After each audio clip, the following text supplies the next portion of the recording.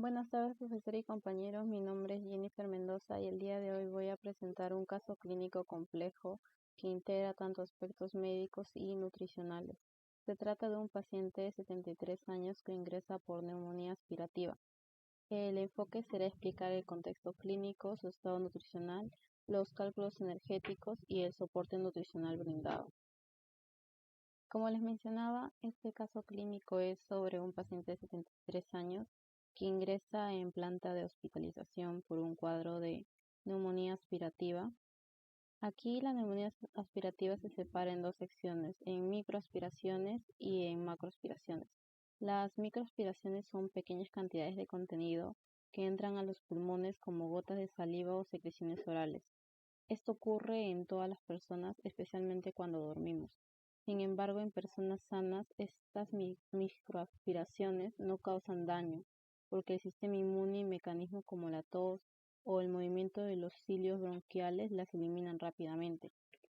Por otro lado, las macroaspiraciones son episodios más graves en los que una mayor cantidad de material, puede ser alimentos, líquidos o incluso vómito, entra a los pulmones. Aquí sí se puede desencadenar una infección, ya que el volumen es demasiado grande para ser manejado por los mecanismos de defensa del cuerpo.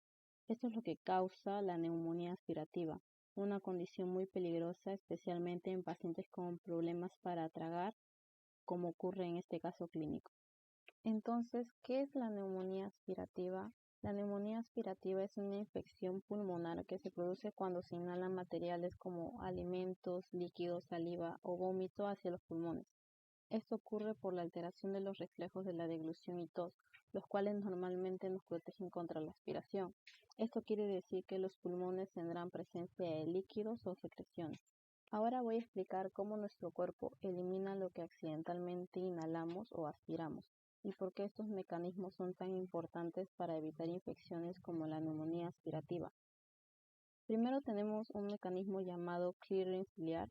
Este término se refiere al proceso mediante el cual se elimina el moco que se acumula en las vías respiratorias. Este moco no solo es una sustancia pegajosa, sino que también atrapa microorganismos, polvos y otros desechos que respiramos del ambiente.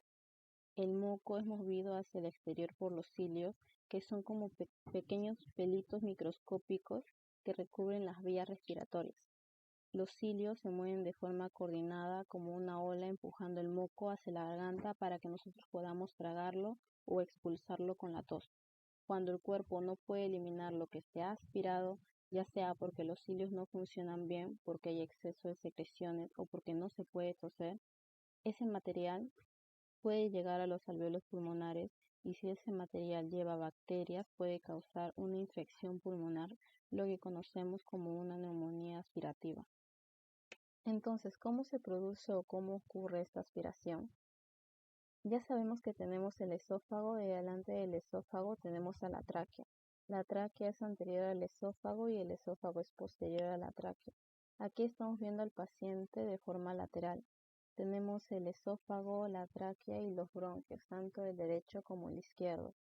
Para que un paciente tenga neumonía por aspiración, tenemos dos posibilidades. Primero, que el paciente tenga consecuencia de reflujo y el otro que es problemas para deglutir. Primero veamos el caso donde el paciente tiene reflujo. Nos concentramos en la flechita de color azul.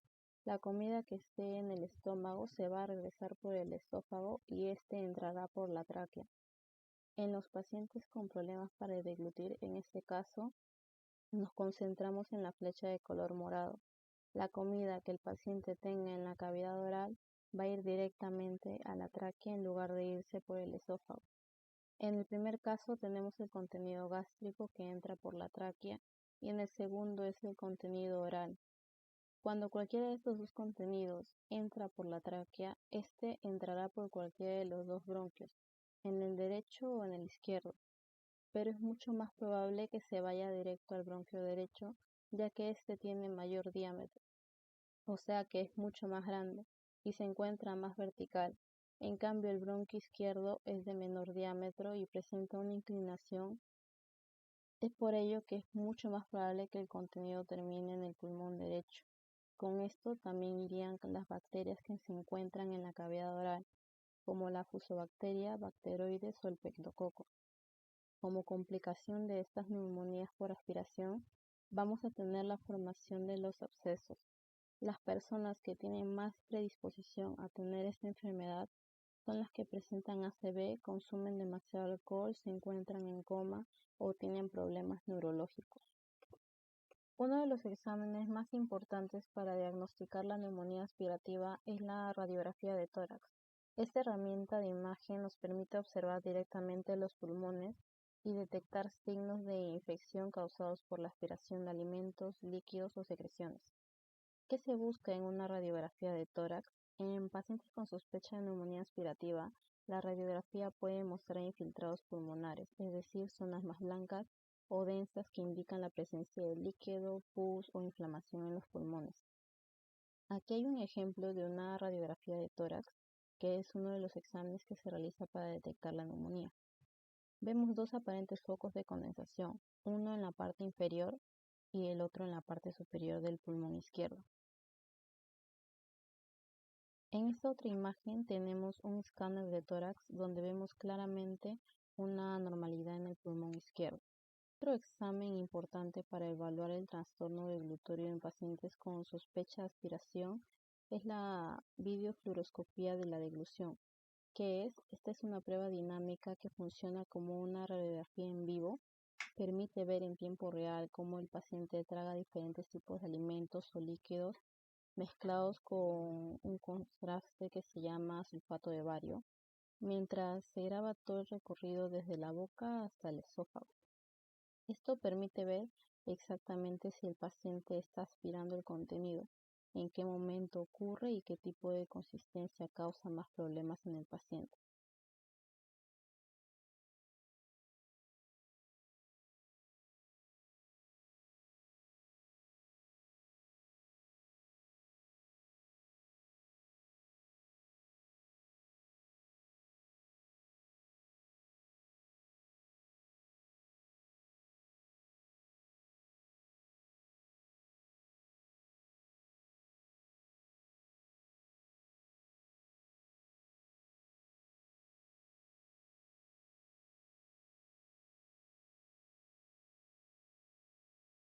Ahora aquí lo que tenemos es un video de cómo se realizan estos videofluoroscopía.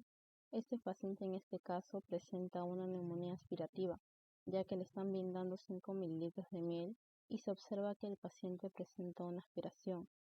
El bolo, que debería dirigirse hacia el esófago, entra parcialmente en la vía aérea. Esto confirma un trastorno deglutorio severo, lo que explica el riesgo de neumonía aspirativa en este caso clínico.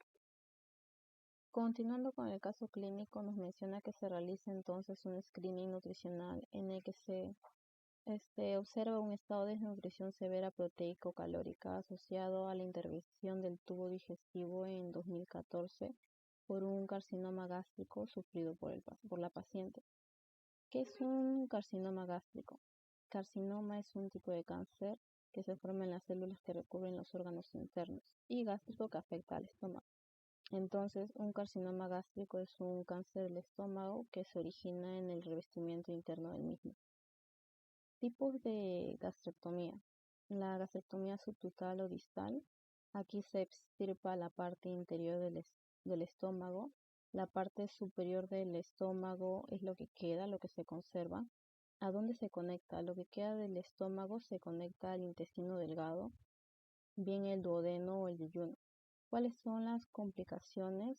El vaciamiento gástrico acelerado, el síndrome de dumping, la reducción en la capacidad de la digestión y la absorción. Entonces, en una gastrectomía subtotal, el paciente aún tiene algo de estómago, lo que permite en algunos casos una alimentación oral con ciertas modificaciones. Luego está la gastrectomía total, que se extirpa todo el estómago. ¿Qué queda? Lo único que queda es el esófago, se conecta directamente al intestino delgado. Las complicaciones, tiene mucha mayor dificultad para la digestión, mala absorción de nutrientes, alto riesgo de desnutrición y pérdida de peso. También ocurre deficiencias de hierro, vitamina B12 y proteínas. En una gastrectomía total, la persona ya no tiene estómago. lo que obliga a modificar completamente la vía de alimentación y la forma de nutrirse. En este tipo de pacientes muchas veces se requiere sí o sí el soporte nutricional enteral a largo plazo. Nuestro paciente en este caso lo más probable es que le hayan realizado este tipo de operación, la vasectomía, en el año 2014. El caso nos menciona que está presentado una pérdida de peso progresiva desde dicha intervención de aproximadamente 10 kilos en 4 meses. Además presenta un trastorno de glúteo secundario al trastorno de degeneración espinocerebellosa que ésta padece. El trastorno de glúteo quiere decir que la persona tiene dificultades para tragar los alimentos, ya sean líquidos o incluso hasta su propia saliva. ¿Cómo afecta esto en su caso clínico? En la deglución ineficaz, los músculos que controlan el paso del alimento de la boca al estómago no funcionan correctamente, lo que aumenta el riesgo de que los alimentos o líquidos entren por la tráquea en lugar del esófago. Aspiración de alimentos. Este problema ha llevado a que la paciente aspire contenido alimenticio salival, lo que ha causado una neumonía aspirativa, infección pulmonar por la entrada de materia extraña en las vías respiratorias. Desnutrición severa. La dificultad para tragar también limita su capacidad para alimentarse adecuadamente, provocando una pérdida de peso severa de 43 kilos a 35 kilos y una desnutrición proteico-calórica grave. ¿Qué es un trastorno de degeneración espinocerebellosa? Es una enfermedad neurológica progresiva que afecta a dos partes del sistema nervioso, la médula espinal y el cerebelo. Lo más probable es que nuestro paciente presente el SAC3, enfermedad de Machado-Joseph. Es una de las formas más comunes de ataxia hereditaria. Es un tipo de degeneración espinocerebellosa causada por una mutación genética específica. Los síntomas comunes del SAC3 es la ataxia generalizada, rigidez muscular, parkinsonismo, que son temblores, lentitud, disfagia y deterioro cognitivo. La SAC3 está causada por una mutación en el gen ATXN3, ubicado en el cromosoma 14. Se transmite de forma autosómica dominante. Basta que con uno de los padres tenga la mutación. Es necesaria una prueba genética para confirmar el diagnóstico. Una evaluación típica del SAC3 es que varía, pero en la edad de inicio es común de 20 a 50 años. De acuerdo a la progresión, se tiende a avanzar rápidamente y en esperanza de vida puede verse reducida dependiendo de la forma y la gravedad. Bien, ahora vamos a continuar con el NRS. Primero, aclarando los datos del paciente, es de sexo femenino, tiene 73 años, mide 1,55, su peso actual es de 35 kilos y su peso habitual era de 43 kilos. Con la primera pregunta del screening es si su IMC es menor a 20.5. De hecho, sí, su IMC se encuentra en 14.5. El paciente ha perdido peso en los últimos 3 meses. Sí, fue en 4 meses, ha perdido 8 kilos, que este equivale a un 18.6%. Luego, el paciente ha disminuido su ingesta en la última semana. Sí, debido a su estado clínico del SAC y el desarrollo de trastorno de glutario que presenta. El paciente está gravemente enfermo.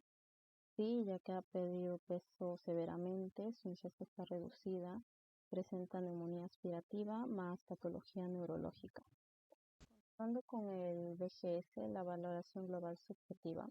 Primero, en cambios de peso, el paciente ha perdido peso en los últimos 6 meses, peso actual 35, peso habitual 43, perdió 8 kilos, en porcentaje de pérdida de peso es 18.6. Cambios en las últimas 2 semanas, sí, ha perdido peso. Segundo punto, que es cambios en la ingesta dietética. El paciente sí presentó cambios durante 16 semanas y solamente ha estado consumiendo líquidos hipocalóricos. En el tercer punto, de síntomas gastrointestinales, el paciente no ha presentado ningún síntoma. En capacidad funcional sí, se encuentra en disfunción aproximadamente 16 semanas y la paciente se encuentra en estado de cama. Luego continuamos con su enfermedad y su relación con los requerimientos nutricionales. En su diagnóstico primario se encuentra la neumonía aspirativa más el SAC3, que es una enfermedad de Machado-Joseph. Los requerimientos metabólicos, esta paciente se encuentra en un estrés moderado. En el examen físico se colocó en puntaje 3 en pérdida de grasa subcutánea, en pérdida de masa muscular, un punto en edema malleolar y en edema sacro y ascitis se colocó 0 porque la paciente no lo presenta. Nuestro paciente salió con un resultado C, que es de malnutrición severa, ya que ha perdido peso también demasiado y se encuentra en mayor de 10%. Continuamos con la evaluación nutricional para poder hallar los requerimientos energéticos. Primero hallamos el índice de masa corporal. El IMC actual salió de 14.5, este se encuentra en bajo peso ya que nuestro paciente es un adulto mayor. Y el IMC habitual salió de 17.9, también se encontraba en bajo peso. Con el peso ideal, para el peso ideal se utilizó la fórmula de Divine, que es usada en entornos clínicos. Esta fórmula se halló en Aspen. El peso ideal para mujeres, nuestra paciente salió con 48 kilos. Para el cálculo de requerimiento energético total, se utilizó este 48 con la ecuación de Harris-Benedict para mujeres. Usando la fórmula de Harris-Benedict para mujeres, entonces ya salió la tasa metabólica basal y nuestra paciente salió que debía de consumir 1058.4 kilocalorías al día. Pero a esta suma se le aumentó el factor de actividad. En este caso el factor de actividad solamente es de 1.2, ya que nuestro paciente se encuentra en cama, y nos salió 1270 kilocalorías por día. Seguimos con el factor térmico, le colocamos solamente un punto, ya que nuestro paciente no se encuentra en etapas febriles. En el factor de la enfermedad se colocó 1.5, también relacionado a este cuadro que se encuentra aquí, ya que la enfermedad es aguda y también presenta desnutrición. Entonces nuestro requerimiento energético total salió de 1905 kilocalorías por día. Luego calculamos las calorías no proteicas por gramo de nitrógeno. Las proteínas totales son de 95.25 gramos. Los gramos de nitrógeno se hallarían 95.5 entre 6.5. Nos salió 15.24 gramos de nitrógeno. En calorías no proteicas, estas equivalen a 1524 kilocalorías. Y la relación por gramos de nitrógeno nos salió de 100. Esta interpretación indica que se trata de un paciente en estado crítico o enfermo severo. Luego se realizó la distribución calórica por macronutrientes. En proteínas, el 20%, nos salió 361 kilocalorías. En carbohidratos, 50%, 952.5 kilocalorías. En grasas, 30%, 571.5 kilocalorías. En este caso, para el plan nutricional con fórmula enteral y módulos, la paciente, recordemos que es mujer, 73 años, desnutrición severa, neumonía aspirativa, disfunción digestiva post-cirugía. El requerimiento total es de 1905 kilocalorías y tiene que consumir 95.25 gramos de proteína. Aquí se observa el aporte al 100% del requerimiento energético total. Y este requerimiento energético total se utilizará esta fórmula enteral recomendada, que es el Immunex Plus Enterex. Este tipo de fórmula es inmunonutricional semielemental. Las características que es que está parcialmente hidrolizada, mejora la digestión y la absorción. Está enriquecida y está diseñada para infecciones graves de nutrición severa y también para pacientes postoperatorios gastrointestinales. Se van a utilizar módulos adicionales, en este caso en la proteína el Proteinex, en carbohidratos el Carbs y en grasas el MCT Oil, que es aceite de triglicéridos de cadena media de fácil absorción.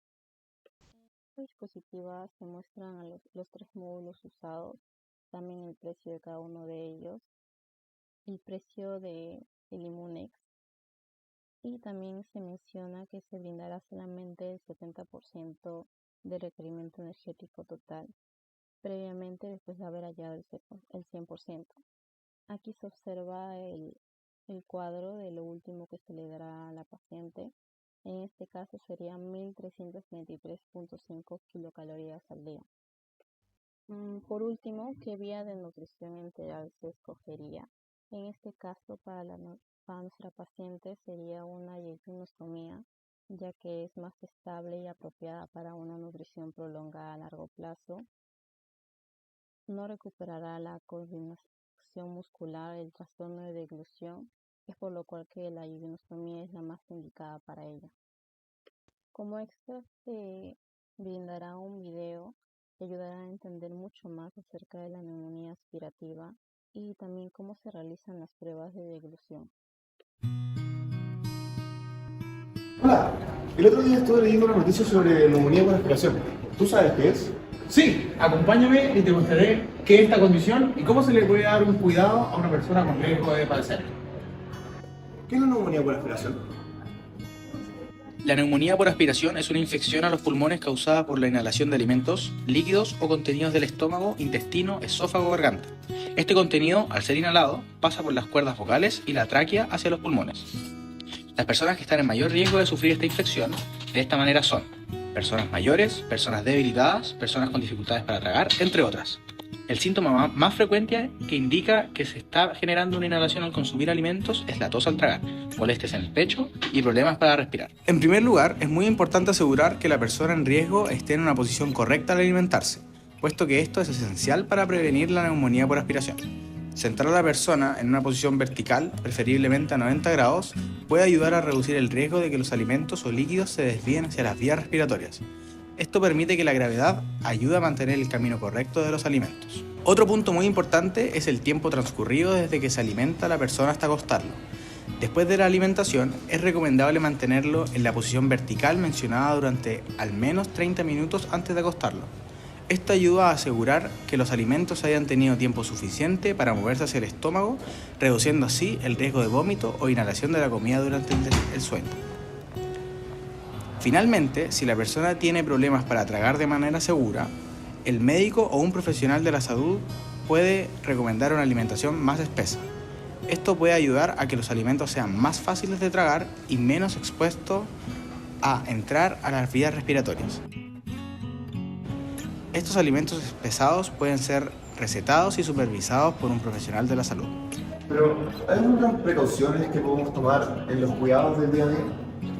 Sin duda, dentro de los cuidados cotidianos se recomienda evitar distracciones durante las comidas, monitorear constantemente la capacidad de tragar y observar si la persona tiene dificultad para tragar o respirar, mantener una hidratación adecuada y prevenir la acumulación de secreciones mediante la higiene y la movilización. La neumonía es una infección que puede llevar a serias consecuencias para la salud de las personas y en algunos casos la muerte. Por esto, es fundamental seguir los cuidados mencionados, de manera que se reduzca al mínimo posible los peligros o riesgos de aspiración. Como fue visto, las distancias de peligro para la aspiración son múltiples durante el día, por lo que es crucial la constancia y la precisión del cuidado. Ante dudas o solicitudes, puede llamar al call center o dirigirse personalmente al CESFAM y solicitar hablar con la enfermera de turno. Recuerden, el programa Dependiente Severo no dispone visitas domiciliarias de urgencia ni de ambulancia para traslados.